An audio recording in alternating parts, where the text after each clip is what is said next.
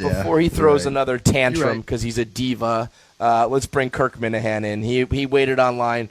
He waited on hold yesterday or a couple days ago, and then 10 more minutes today because I am, in fact, his keeper. And when I say jump, he says how high. And now Kirk joins us. How are you, Minihane? You could have put a fucking team of scientists together. They could have figured out coronavirus vaccine. The time it took you to find that fucking Silverman article, whatever his name is. You're bumbling around for like 10 minutes. It's called a Google search, you shithead. It's no, you dumb fucking asshole. Or go to the site. I don't know. He's a clown. Dickhead. He's a clown. It's a paid site, you fucking moron. He's a clown. It's a paid site, you dick. I had to go find the person who emailed me all the... Casey had any trouble finding it? Am I wrong? I missed something. Yes, you are wrong, you dumb asshole. You have to pay the site to be able to read it. I am not a subscriber to the Daily Beast. I had to find the person who texted me. Magellan. When did they put up a paywall, by the way? You can find anything. I can't believe that anybody pays for the Daily Beast. That's the real story. That was my first here. thought. Yeah, I was sad. I don't know. I mean, Kirk can't seem to wrap his brain around the fact that you can't just go to the site and read it because it's a paid site. But anybody who's paying for the clown Robert Silverman has to really... They got to readjust like their budgeting at that point. That is a legendary asshole battle between two people I hate, Silverman and KMarko. I don't know which way to go. Yeah, that's a clash for you. Two rotten human beings. So I don't know. I really don't know which way to go on that. I don't. To be honest with you, I don't. So I take it that you have not ever reconciled with Keith. No, we're fine. We get along fine. He's all right.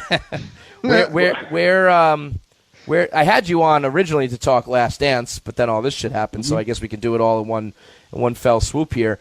That whole Chicago and KMarko thing, I don't actually know all the details, other than what's been out there from the Deke Zucker tweets and whatnot.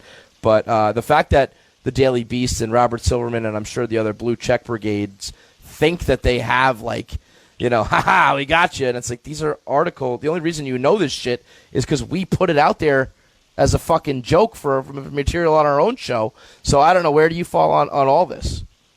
No, it's the guy's an embarrassment, obviously. But forgetting him because also it's not going to land. It's not going to resonate. It'll never come does. And go. In a second. That's why I get on Dave all the time. He gets so concerned about that stuff. But I'm a little confused by the fight too. I like those Chicago guys. I did that movie show with Jeff Lowe and Brandon and who's the guy who goes on the walks all the time? Eddie.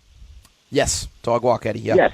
So I like him a lot. He's a really nice guy. Mm-hmm. KMarko isn't, so I'm just going to bite. But it sounds like they were talking about something about an advertiser, something negative, and it's well, you can't fucking do that either. So yeah. I don't know. To me, what I understood it to be was that they were like, hey, we have an advertiser who we want to bash, is that okay? Yes, and Keith, yes, that's pretty stupid. And Keith's response was are you fucking kidding me, you morons? And I think he went over the top with it. But, yeah, it is kind of I think you answered your own question, fellas. So they I think they all put that to bed, which is then funny that this guy is going to write this, I'm sure this 10,000-word article if you're behind the paywall. But, yeah, I think that when do they stop, Kirk? When do you think these guys ever say, God, I've done this 7 times, and it never even puts a fucking dent in them? I'm guilty of this because we do this on my show where I'll point out a Boston Globe article or column that drives me nuts, and then they get clicks and relevance, and then they go away. Could you tell me anything else this fucking Silverman's ever written? Of course not. No, so if he writes it, he gets what we're doing right now is we're giving him what he wants, and I'm going to do it every time because it gets me worked up. And then they'll go away. It's what's her face at Deadspin? Laura Wagner, she was there, or whoever picked. They are completely and wholly irrelevant without Barstool. So every 3 months, this is such a reach. It's just, it's you can't even. This one is seriously before, but this is it's hard. As insane as Jared Carrabba saying that he invented me or taught me how to do podcasting. Kirk, this is already something that you've admitted to. I don't think that's something that you want to walk back after already admitting on the record that I invented you. That would be like me saying I taught you how to swallow a middle reliever's load. It's not true. First of all, holy they're not shit. middle relievers. Oh, they are closers, okay? Yeah, they're closers. They get paid closer money, you fucking asshole. No, the closers, he just flat out fucks. He gives them everything. Wow, coming in hot, Kirk. Damn.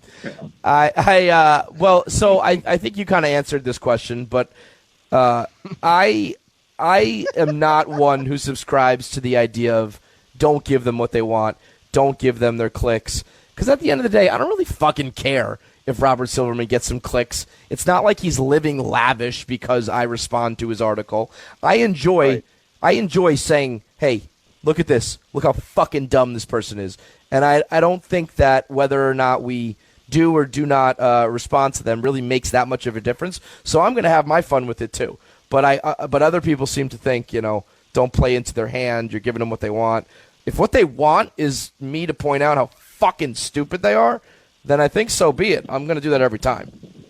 Well, I think hypocrisy is vital to call out for. I think it's part of, it's a lot of what I do. And then if you ignore them one time and two times, they're going to feel more emboldened, and then they're going to write stuff that's even crazier and dumber and more dangerous. And then if we're not responding to that, people are going to say, well, if they're not responding to it, there must be truth to it. So maybe then they start waving that around to advertisers and start waving it like you have to. And, you guys probably don't know because I don't talk about it. I've been attacked by people before. No. I tend to keep it quiet. Well, I tend to keep it quiet. Yeah. But you have to. If you don't fight that stuff, you're going to get absolutely buried. So you have to do it. I don't care who it is. I don't care if it's somebody who has 5 million followers or 5 followers. You have to do it. What's the latest in the Kirk Minihane universe drama? What's going on with Mariah Carey or something? What are you doing? Casey. I can't really. I can't really. So I go to bed early. I had my chocolate milk and call it a night. So when I woke up this morning, there was this battle between the Minifans and the Mariah Carey fans. And when I woke up to it, I said this morning on the show, it would be like if I slept in on 9/11 and I woke up at 10:30 that morning. It was just like so I'm sure a very apropos description there that is not in any way exaggerated. But there's so much information and rumors and people saying stuff, and I was like, what the fuck is going on here? We have a YouTube channel. One of the guys in our show made fun of Mariah Carey, basically, and Mariah Carey's fans. I know crazy fans. These fans are fucking they're nuts. Insane. They are They're nuts, called, like dude. lambs. I don't know what the hell they are. They're going after our fault. My listeners saying that they're going to dox them, saying they're going to find their addresses. They're going to burn down their houses. I was like, this is great. I love these people. I'm like, bring them on. They are.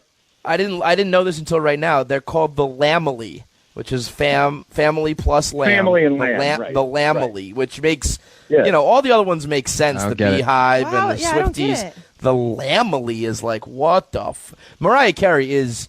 I might be afraid of Mariah Carey. She's that fucking crazy.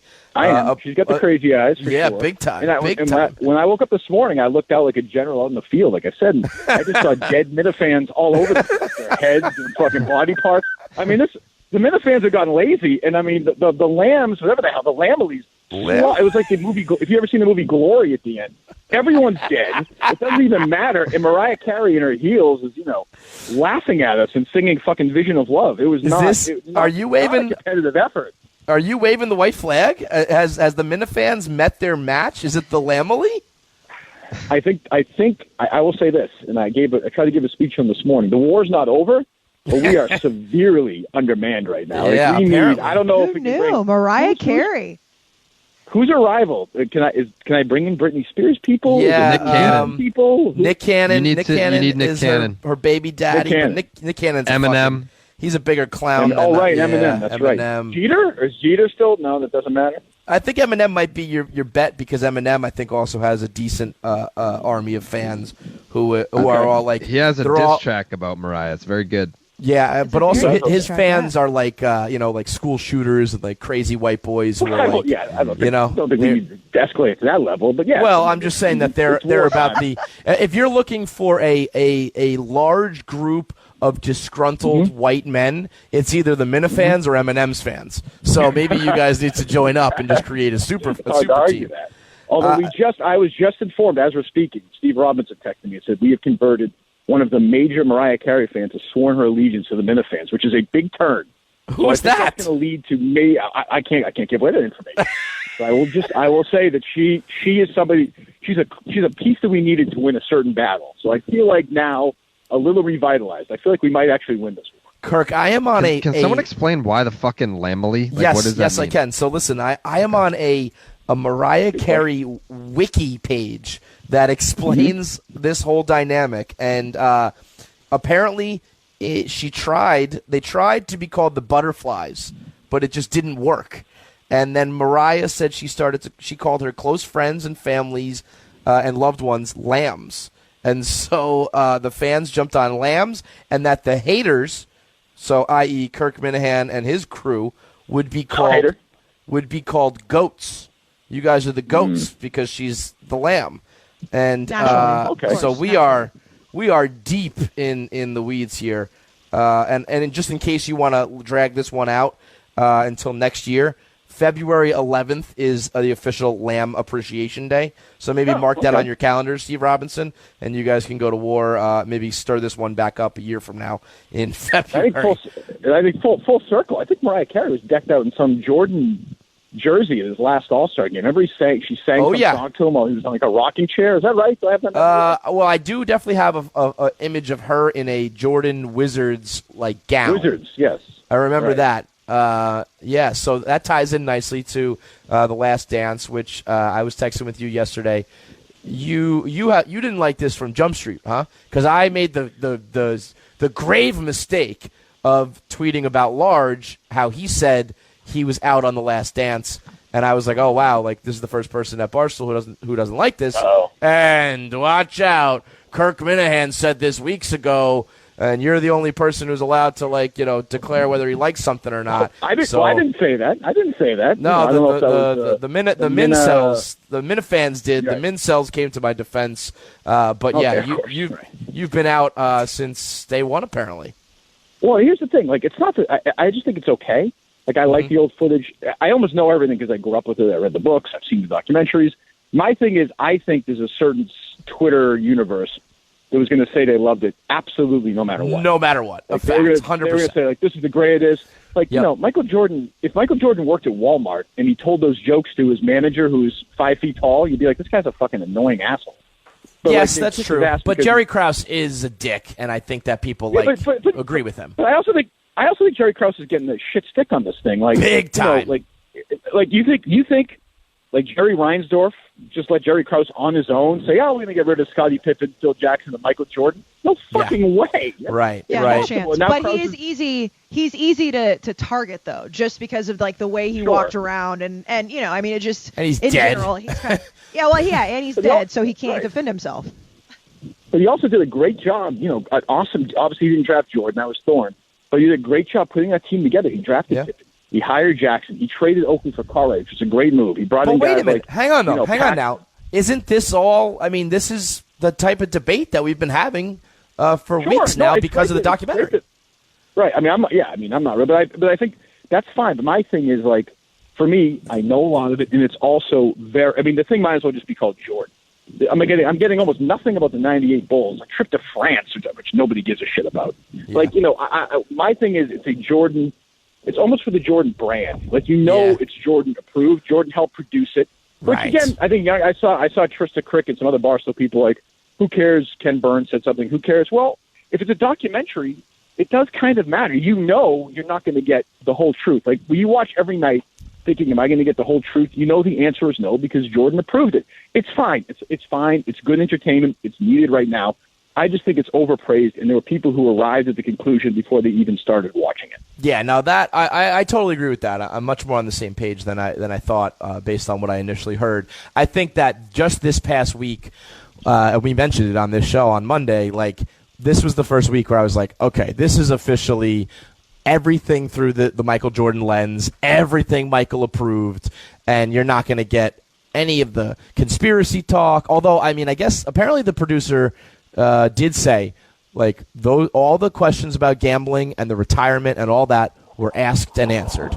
Now, what that actually means and how that's going to be played out, like, we'll see. But I think that by episode 5 and 6 was when I officially said, okay, we're not going to get anything other than what MJ explicitly wanted. But even with that caveat, I think that Michael Jordan, who is arguably one of the most important people who's ever lived as far as sports and entertainment and icons, he's pretty quiet. You don't hear much from him. You certainly haven't heard much in the last couple decades. And so anything that's giving me quotes and jokes and a couple anecdotes is worth watching to me. Like, are you not going to watch on Sundays? Absolutely. I've watched all six. Oh, okay. All right. So you're Did you guys see the latest headline? And again, I'm sure it could be just to get people kind of to be interested again, but NBC Sports Chicago put out something yesterday that said that the director of The Last Dance is, quote, shocked that Michael Jordan approved episodes 7 and 8.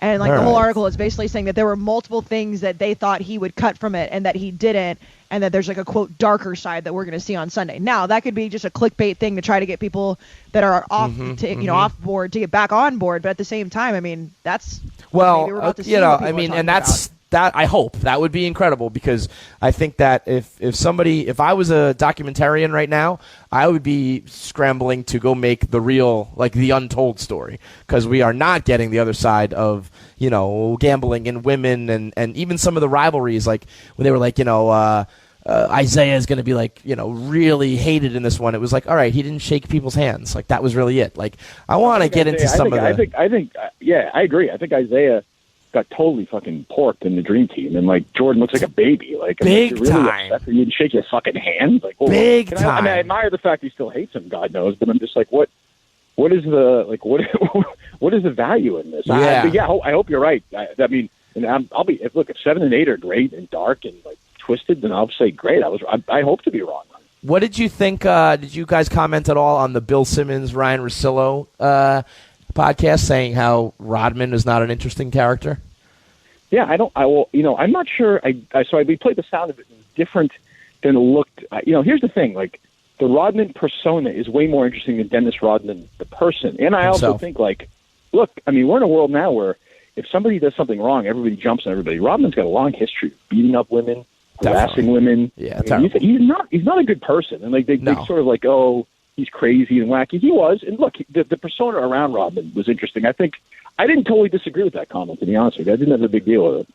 I think that I didn't listen to the sound, so I was just responding to something I don't even really know what they said. I separate all. If you're gonna do the like, yeah, he's a bad person. I mean, you can do that for a lot of like almost every athlete, and so we can just throw all those conversations out then. But putting that aside, I think saying that Dennis Rodman's not interesting is crazy. And maybe if you want to clarify that like he himself is not giving like great sound bites or interviews, like fine, but. I mean, in a world where every athlete is fucking carbon copy and cookie cutter, I thought it was nuts to single out Dennis Rodman as the guy to be like, yeah, he's not interesting. What? I mean, I could tell you more shit about him that one or two stories about Dennis Rodman is more interesting than every other athlete out there. Why single him out? That's true, especially if you put him in the middle of that team with Jordan and Pippen and those guys. I find that, yeah. But again, it's sort of the way everything's slanted in that documentary. Like, I know Pippen was underpaid, but again, like, did Jerry Krause walk in with a shotgun? Yeah, he signed the contract. Yeah, no, he signed I'm like, why is Krause a bad guy here? Like, he signed a guy to a deal when he wanted to sign stuff. So I mean, stuff like that. But those are little things. I mean, look, it's giving people 10 hours to fucking do something. So what else are you watching, Kirk? I am in a friggin' slump like you wouldn't believe. I got nothing. No. It's not the worst. Anything? I like how you describe it as a slump because that's so true. There are nights where like I go to the TV and I scroll through Netflix. I try this, I try that. I look up, it's like 12 a.m. I got to go to sleep, and I'm like, I wasted the whole fucking night. I got nothing. It really feels like you performed bad in a game because there's just. I mean, right now, Rocket, what are we watching? Too Hot to Handle? You should try that, Kirk. You should try your hand at some awful reality show. Like that's going to be it. Doesn't sound like my milieu. It's awful, Kirk. Oh, it would be so good, though. Show. I really genuinely think Kirk watching some trash sex reality show would get some great material out of it. I think for sure. But this I don't is know the if one you where could sit through an episode. I don't think you could do it. You should force yourself, not for the name of entertainment, but for the name of content. It's people all on an island. If they're not, they're all hot people who thought they were going to show up to fuck each other and just be on camera and party. And the rule is every time you touch, kiss, or fuck, you lose money, and that there's a prize pool. You can walk away with money in the end, but every time someone breaks the rules, they lose cash. And it is just the most vain, vapid, idiotic people, and all they care about is money and or sex. And I think the commentary that would come out of it from Kirk, Kirk Seamus Minihane? Is that your middle name? Seamus? That's right, Kevin. That's yeah, right. Kirk Seamus Minihane would be some all-time stuff. I think that you need a Minifans reality show spin-off or something because you would be great at it. Well, they're going to do I know they're doing the Minifan Worlds. There's some kind of Minifan Bachelorette where some lady Minifan is going to be wooed by Minifans on our YouTube channel. I know that. Oh boy! Wait, God. now when you say that though, that's your rogue, like not you, right? That's your fans channel. No, yes. Okay. Yeah. I mean, Casey, if you're interested, there are some real. I don't know if Here's a question: as we only got like a couple minutes, but Casey, if that were to be the case, if we were to make you a Bachelorette, which fan base of Barstool podcasts would you want to be the suitors?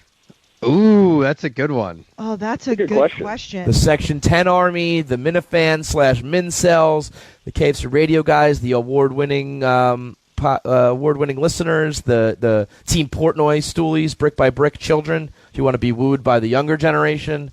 Oh no, the Brick by Brick people also don't like anybody but Dave, so that would be tough. You know what? I'm not going to just say this just because he's on the radio show right now, but I think I would go with Kirk's fan base because they're all so. What? Are you out of your fucking mind? Are you going to let me fucking explain it or not? Because they're so crazy. They're so crazy and so passionate that they will do anything to win. So even if they don't like me, they're going to pretend to like me because they are so crazy about being the best at what they do. They worship him. They're going to worship anybody. I hope that you did not. You know what it sounds like to me? Sounds like we got a show. I think we're done. I was going to say, I hope that they don't take that seriously because you are going to be in a world of hurt. But they would take it seriously. See, that's the thing. Like you guys are giving me shit. We appreciate the call. Thank you, Kirk. Casey, may God have mercy on your soul, Casey. See you guys tomorrow. Stay hot. Right.